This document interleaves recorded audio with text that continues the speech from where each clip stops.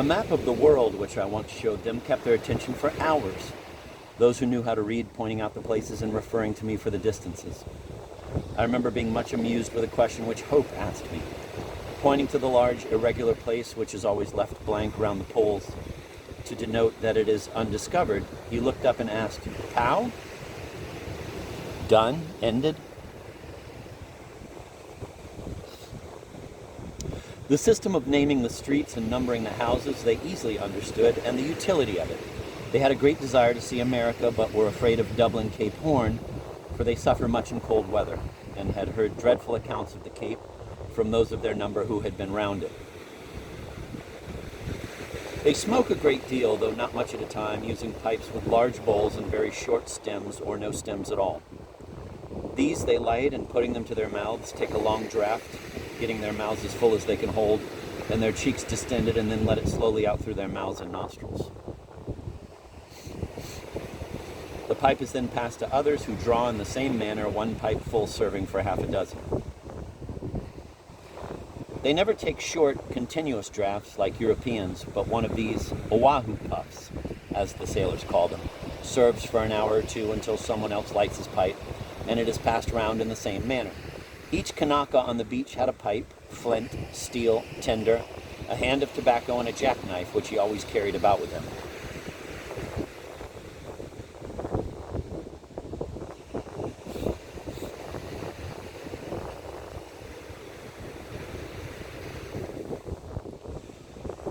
That which strikes a stranger most peculiarly is their style of singing. They run on in a low, guttural, monotonous sort of chant, their lips and tongues seemingly hardly to move, and the sounds modulated solely in the throat. There is very little tune to it, and the words, so far as I could learn, are extempore. They sing about persons and things which are around them, and adopt this method when they do not wish to be understood by any but themselves.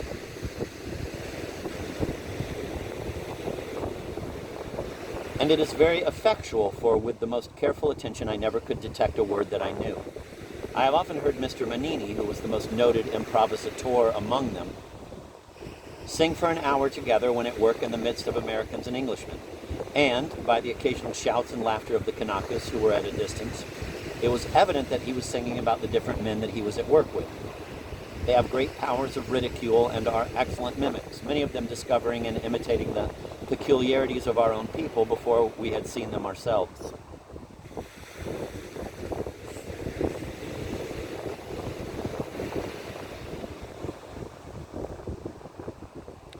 These were the people with whom I was to spend a few months, and who, with the exception of the officer, Nicholas the Frenchman, and the boy, made the whole population of the beach.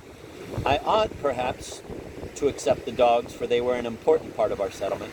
Some of the first vessels brought dogs out with them, who, for convenience, were left ashore, and there multiplied until they came to be a great people. While I was on the beach, the average number was about 40, and probably an equal or greater number are drowned or killed in some other way every year.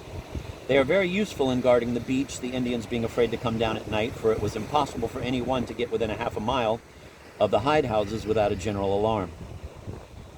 The father of the colony, old Sackham, so called from the ship in which he was brought out, died while I was there, full of years, and was honorably buried. Hogs and a few chickens were the rest of the animal tribe, and formed, like the dogs, a common company, though they were all known and marked and usually fed at the houses to which they belonged.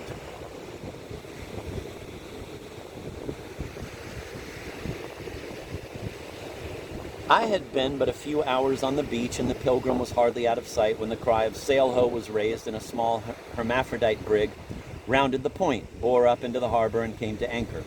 It was the Mexican brig Fazia, which we had left at San Pedro, and which had come down to land her tallow, try it all over, and make new bags, and then take it in and leave the coast. They moored the ship, erected their try-works on shore, put up a small tent in which they all lived, and commenced operations. They made an addition to our society, and we spent many evenings in their tent where, amid the babble of English, Spanish, French, Indian, and Kanaka, we found some words that we could understand in common.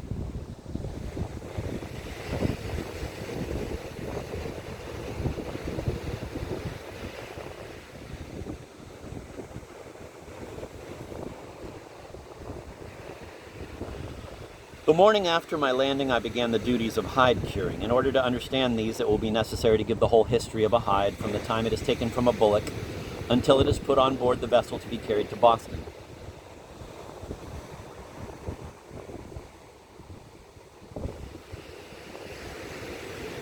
When the hide is taken from the bullock, holes are cut round it near the edge by which it is staked out to dry. In this manner it dries without shrinking. After they are thus dried in the sun, they are received by the vessels and brought down to the depot at San Diego. The vessels land them and leave them in large piles near the houses.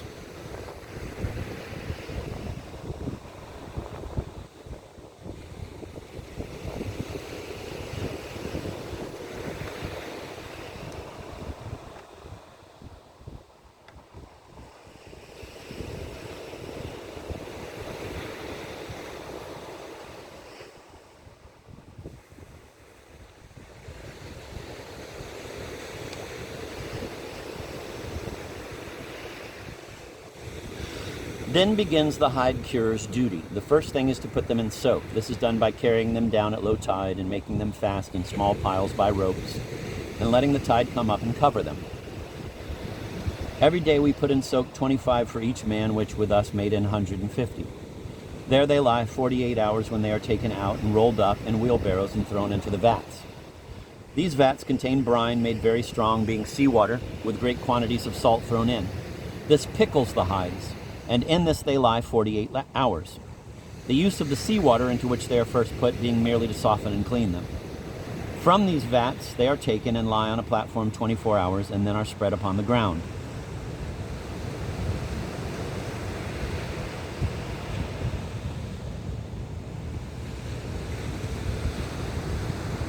And carefully stretched and staked out so that they may dry smooth.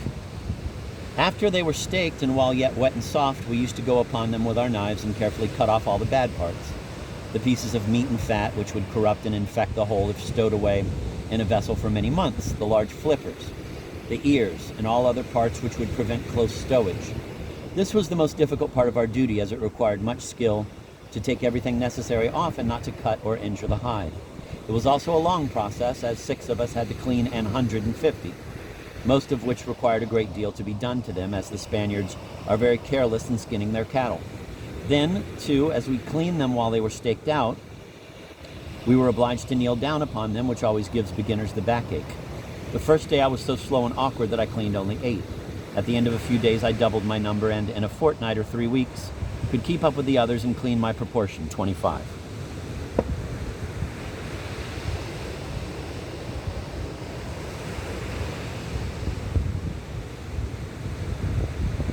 This cleaning must be got through with before noon, for by that time they get too dry. After the sun has been upon them a few hours, they are carefully gone over with scrapers to get off all the grease which the sun brings out. This being done, the stakes are pulled up and the hides carefully doubled with the hair side out and left to dry.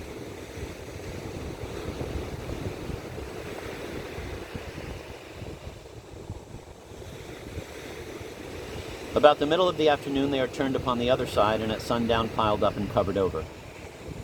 The next day they are spread out and opened again, and at night, if fully dry, are thrown upon a long horizontal pole, 5 at a time, and beat with flails. This takes all the dust from them. Then, being salted, scraped, cleaned, dried, and beaten, they are stowed away in the house. Here ends their history, except that they are taken out again when the vessel is ready to go home, beaten, stowed away on board, carried to Boston, tanned, made into shoes and other articles for which leather is used, and many of them, very probably, in the end, brought back again to California in the shape of shoes and worn out in pursuit of other bullocks, or in the curing of other hides.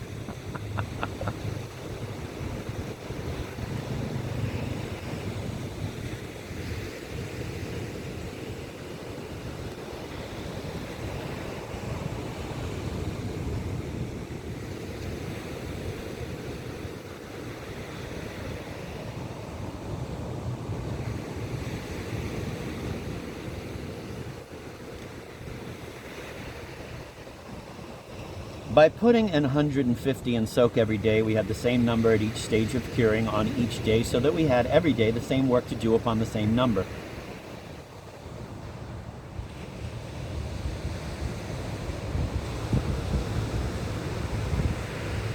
And 150 to put in soak. and 150 to wash out and put in the vat, the same number to haul from the vat and put on the platform to drain, the same number to spread and stake out and clean, and the same number to beat and stow away in the house. I ought to accept Sunday, for by a prescription which no captain or agent has yet ventured to break in upon, Sunday has been a day of leisure on the beach for years. On Saturday night, the hides in every stage of progress are carefully covered up and not uncovered until Monday morning. On Sundays, we had absolutely no work to do unless it was to kill a bullock, which was sent down for our use about once a week and sometimes came on Sunday. Another good arrangement was that we had just so much work to do, and when that was through, the time was our own. Knowing this, we worked hard and needed no driving. We turned out every morning at the first signs of daylight, and allowing a short time, about 8 o'clock, for breakfast, generally got through our labor between 1 and 2 o'clock, when we dined and had the rest of the time to ourselves, until just before sundown, when we beat the dry hides and put them in the house and covered over all the others. By this means, we had about 3 hours to ourselves every afternoon, and at sundown we had our supper and our work was done for the day. There was no watch to stand and no topsails to reef. The evenings we generally spent at one another's houses, and I often went up and spent an hour or so at the oven, which was called the Kanaka Hotel, and the Oahu Coffee House. Immediately after dinner, we usually took a short siesta to make up for our early rising, and spent the rest of the afternoon according to our own fancies.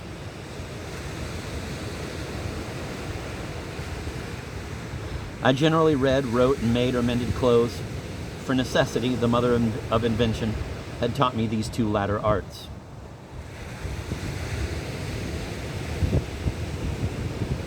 The Kanakas went up to the oven and spent the time in sleeping, talking, and smoking, and my messmate, Nicholas, who neither knew how to read or write, passed away the time by a long siesta, 2 or 3 smokes with his pipe, and a paseo to the other houses.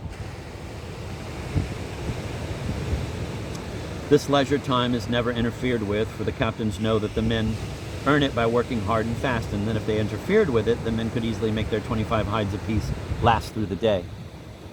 We were pretty independent too, for the master of the house, Capitan de la Casa, had nothing to say to us except when we were at work on the hides.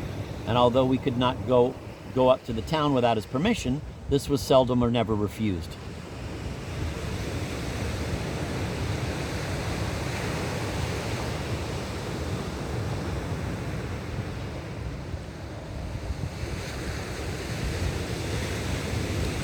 The great weight of the wet hides which we were obliged to roll about in the wheelbarrows, the continual stooping upon those which were pegged out to be cleaned, and the smell of the vats into which we were often obliged to get knee-deep to press down the hides, all made the work disagreeable and fatiguing. But we soon got hardened to it, and the comparative independence of our life reconciled us to it. For there was nobody to haze us and find fault, and when we got through, we had only to wash and change our clothes, and our time was our own. There was, however, one exception to the times being our own, which was that on 2 afternoons of every week, we were obliged to go off and get wood for the cook to use in the galley.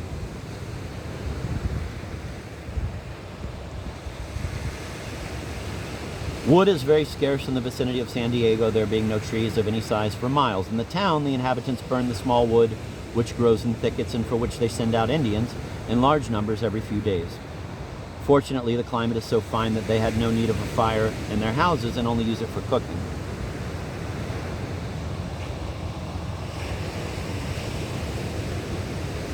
With us, the getting of wood was a great trouble, for all that in the vicinity of the houses had been cut down, and we were obliged to go off a mile or 2 and to carry it some distance on our backs, as we could not get the handcart up the hills and over the uneven places. 2 afternoons in the week, generally Monday and Thursday, as soon as we had got through dinner, we started off for the bush, each of us furnished with a hatchet and a long piece of rope, and dragging the handcart behind us, and followed by the whole colony of dogs, who were always ready for the bush and were half mad whenever they saw our preparations.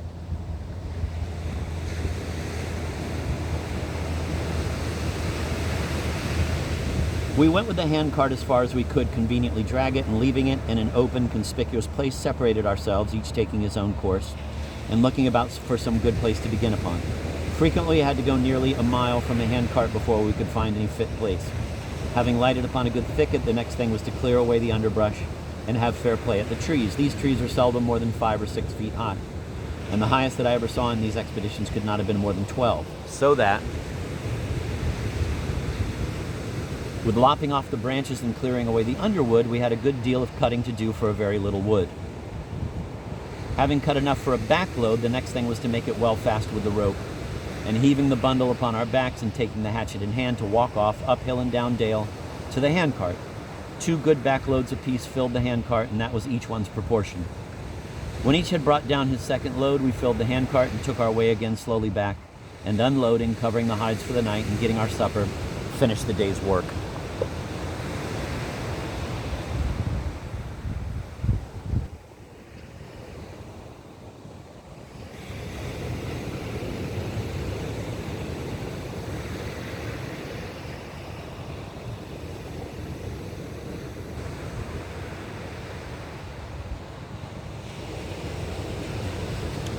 These wooding excursions had always a mixture of something rather pleasant in them, roaming about in the woods with hatchet in hand like a backwoodsman, followed by a troop of dogs starting up of birds, snakes, hares, and foxes, and examining the various kinds of trees, flowers, and birds' nests was at least a change from the monotonous drag and pull on shipboard. Frequently, too, we had some amusement and adventure. The Cody, of which I have before spoken, a sort of mixture of the fox and wolf breeds, fierce little animals with bushy tails and large heads and a quick, sharp bark, abound here, as in all other parts of California. These the dogs were very watchful for, and whenever they saw them, started off in full run after them.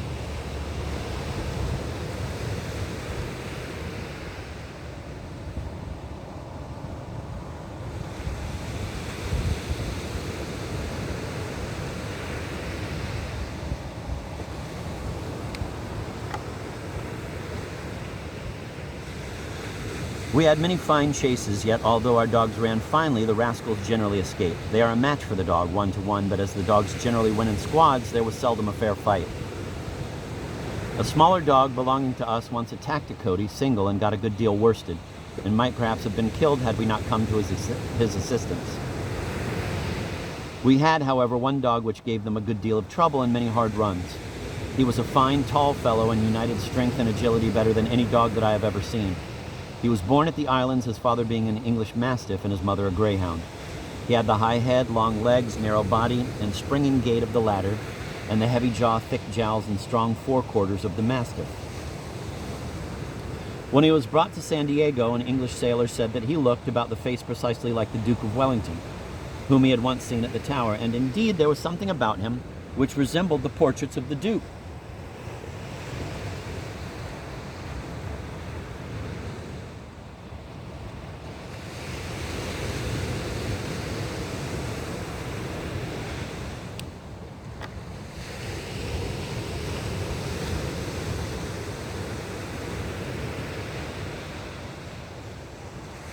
From this time he was christened Welly and became the favorite and bully of the beach.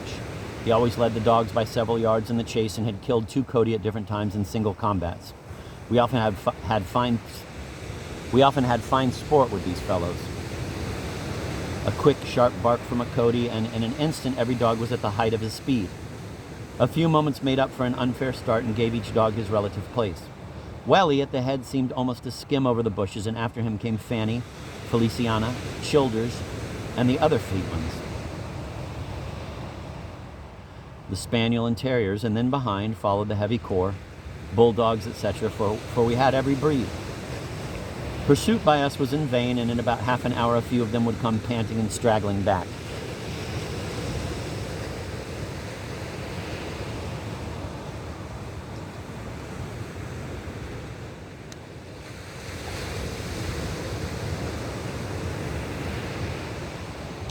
Beside the Cody, the dogs sometimes made prizes of rabbits and hares, which are very plentiful here.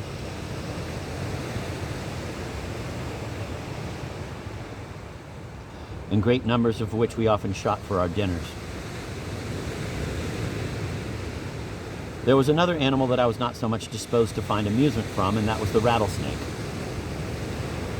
These are very abundant here, especially during the spring of the year. The latter part of the time that I was on shore, I did not meet with so many, but for the first 2 months, we seldom went into the bush without one of our number starting some of them. The first that I ever saw I remember perfectly well. I had left my companions and was beginning to clear away a fine clump of trees, when just in the midst of the thicket, not more than 8 yards from me, one of these fellows set up his hiss. It is a sharp, continuous sound and resembles very much the letting off of the steam from the small pipe of a steamboat, except that it is on a smaller scale. I knew by the sound of an axe that one of my companions was near and called out to him to let him know what I had fallen upon. He took it very lightly, and as he seemed inclined to laugh at me for being afraid, I determined to keep my place. I knew that so long as I could hear the rattle, I was safe, for these snakes never make a noise when they are in motion. Accordingly, I kept at my work, and the noise which I made with cutting and breaking the trees kept him in alarm, so that I had the rattle to show me his whereabouts. Once or twice the noise stopped for a short time, which gave me a little uneasiness, and retreating a few steps, I threw something into the bush, at which he would set his rattle a-going, and finding that he had not moved from his first place, I was easy again. In this way I continued at my work until I had cut a full load, never suffering him to be quiet for a moment.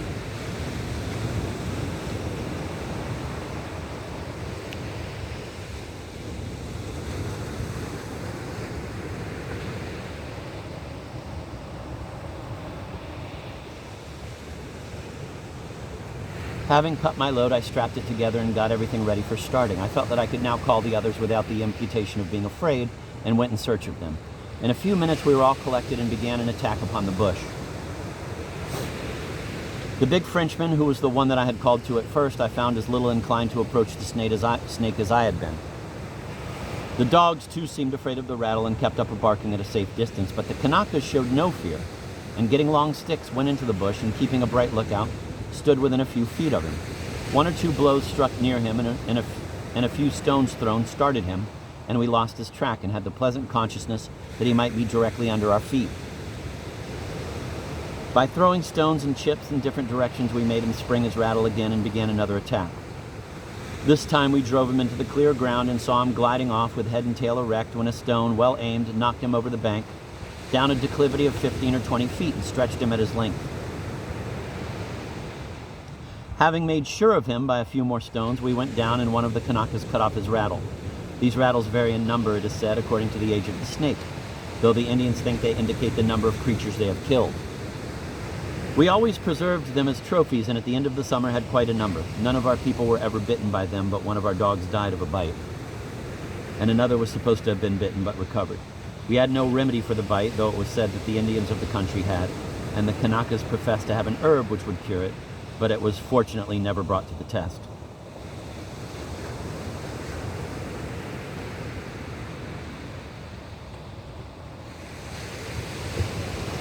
Hares and rabbits, as I said before, were abundant, and during the winter months the waters are covered with wild ducks and geese. Crows, too, were very numerous and frequently alighted in great numbers upon our hides, picking at the pieces of dried meat and fat. Bears and wolves are numerous in the upper parts and in the interior, and indeed a man was killed by a bear within a few miles of San Pedro while we were there. But there were none in our immediate neighborhood. The only other animals were horses. Over a dozen of these were owned by different people on the beach and were allowed to run loose among the hills with a long lasso attached to them, and pick up feed wherever they could find it. We were sure of seeing them once a day, for there was no water among the hills, and they were obliged to come down to the well which had been dug upon the beach. These horses were bought at from $2 to $6 and $8 apiece, and were held very much as common property. We generally kept one fast to one of the houses every day, so that we could mount him and catch any of the others.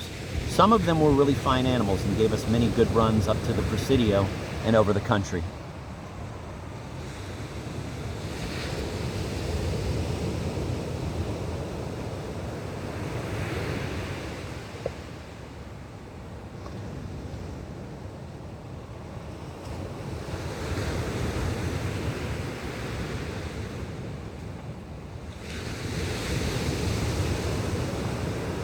Leisure, news from home, burning the water. After we had been a few weeks on shore and had begun to feel broken into the regularity of our life, its monotony was interrupted by the arrival of 2 vessels from the windward. We were sitting at dinner in our little room when we heard the cry of "Sail ho!" This, we had learned, did not always signify a vessel, but was raised whenever a woman was seen coming down from the town, or a squaw, or an ox cart, or anything unusual, hove in sight upon the road, so we took no notice of it. But it soon became so loud and general from all parts of the beach that we were led to go to the door, and there, sure enough, were two sails coming around the point and leaning over from the strong northwest wind, which blows down the coast every afternoon. The headmost was a ship and the other a brig. Everybody was alive on the beach, and all manner of conjectures were abroad. Some said it was the Pilgrim with the Boston ship, which we were expecting, but we soon saw that the brig was not the Pilgrim, and the ship with her stump top gallant masts and rusty sides could not be a dandy Boston Indiaman. As they drew nearer, we soon discovered the high poop and top gallant forecastle, and other marks of the Italian ship Rosa, and the brig proved to be the Catalina, which we saw at Santa Barbara, just arrived from Valparaiso. They came to anchor, moored ship, and commenced discharging hides and tallow. The Rosa had purchased the house occupied by the Lagoda, and the Catalina took the other spare one between ours and the Ayacuchos, so that now each one was occupied, and the beach for several days was all alive. The Catalina had several Kanakas on board who were immediately besieged by the others and carried up to the oven, where they had a long powwow and a smoke. Two Frenchmen who belonged to the Rosa's crew came in every evening to see Nicholas, and from them we learned that the Pilgrim was at San Pedro and was the only other vessel now on the coast.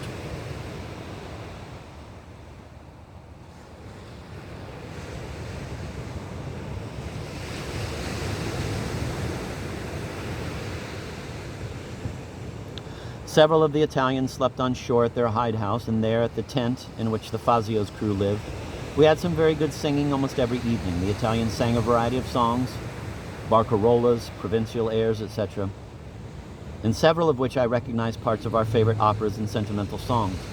They often joined in a song, taking all the different parts, which produced a fine effect, as many of them had good voices and all seemed to sing with spirit and feeling. One young man in particular had a falsetto as clear as a clarionet.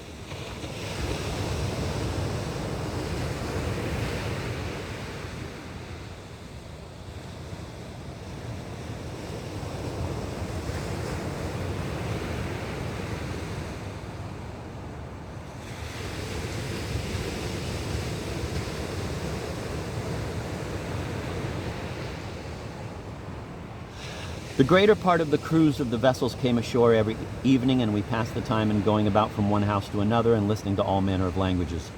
The Spanish was the common ground upon which we all met, for everyone knew more or less of that. We had now, out of 40 or 50, representatives from almost every nation under the sun.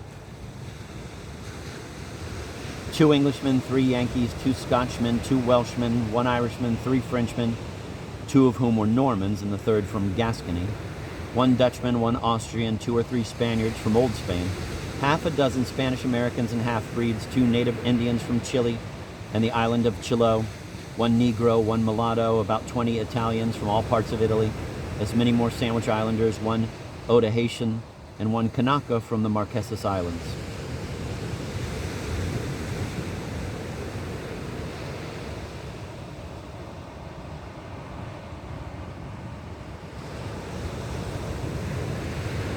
The night before the vessels were ready to sail, all the Europeans united and had an entertainment at the Rosa's hidehouse, and we had songs of every nation and tongue.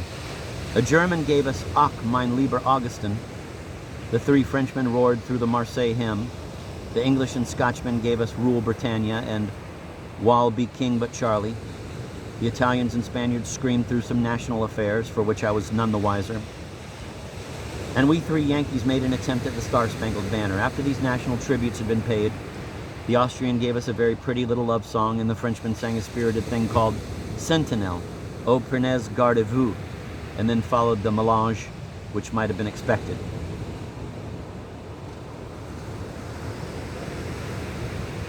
When I left them, the aguardiente and NSO was pretty well in their heads, and they were all singing and talking at once, and their peculiar national oaths were getting as plenty as pronouns.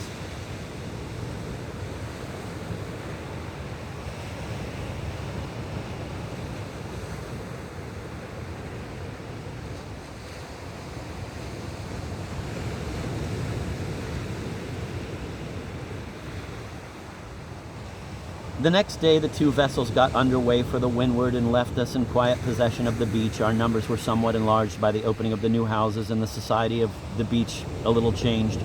In charge of the Catalina's house was an old Scotchman who, like most of his countrymen, had a pretty good education and, like many of them, was rather pragmatical, and had a ludicrously solemn conceit. He employed his time in taking care of his pigs, chickens, turkeys, dogs, etc., and in smoking his long pipe.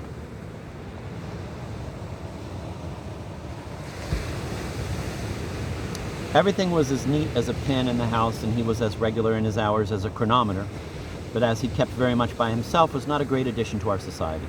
He hardly spent a cent all the time he was on the beach, and the others said he was no shipmate. He had been a petty officer on board the British frigate Dublin, Captain Lord James Townsend, and had great ideas of his own importance. The man in charge of the Roses house was an Austrian by birth, but spoke, read, and wrote 4 languages with ease and correctness. German was his native tongue, but being born near the borders of Italy and having sailed out of Genoa, the Italian was almost as familiar to him as his own language. He was 6 years on board of an English man of war, where he learned to speak our language with ease and also to read and write it. He had been several years in Spanish vessels and had acquired that language so well that he could read any books in it. He was between 40 and 50 years of age and was a singular mixture of the man of war's man and Puritan. He talked a great deal about propriety and steadiness and gave good advice to the youngsters and Kanakas, but seldom went up to the town without coming down 3 sheets in the wind. One holy day, he and old Robert, the Scotchman from the Catalina, went up to the town and got so cozy talking over old stories and giving one another good advice that they came down double-backed on a horse and both rolled off into the sand as soon as the horse stopped. This put an end to their pretensions, and they never heard the last of it from the rest of the men. On the night of the entertainment at the Roses house, I saw old Schmidt, that was the Austrian's name, standing up by a hogshead, holding on by both hands and calling out to himself, "Hold on, Schmidt, hold on, my good fellow, or you'll be on your back." Still, he was an intelligent, good-natured old fellow and had a chest full of books which he willingly lent me to read. In the same house with him was a Frenchman and an Englishman, the latter a regular-built man-of-war Jack, a thorough seaman, a hearty, generous fellow, and at the same time a drunken, dissolute dog. He made it a point to get drunk once a fortnight, when he always managed to sleep on the road and have his money stolen from him, and to battle the Frenchman once a week. These, with a Chilean and a half a dozen Kanakas, formed the addition to our company.